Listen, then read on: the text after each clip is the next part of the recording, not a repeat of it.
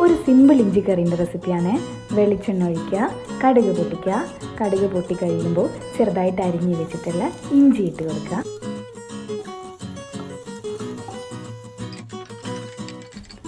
ഇനി ഇതിലേക്ക് പുളിവെള്ളം ഒഴിക്കുക. എന്നിട്ട് നല്ലപോലെ മിക്സ് ചെയ്യുക. പിന്നെ ഇച്ചിരി ഉപ്പ്, ഇച്ചിരി മുളക് പൊടി, വീണ്ടും മിക്സ് ചെയ്യും. എന്നിട്ട് ഇതിലേക്ക് നല്ല പഴുത്തൊരു തക്കാളി ജ്യൂസ് അടിച്ചത് ഒഴിക്കുക. Again mix it. ഇനിയാണ് മെയിൻ താരം ശർക്കര ഇട്ട് കൊടുക്കുക.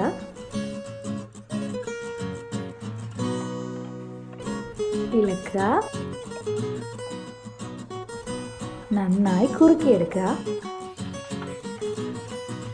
കുറുകി വരുമ്പോൾ ഇങ്ങനെയാവും. സോ ഇഞ്ചി കറി ഈസ് റെഡി.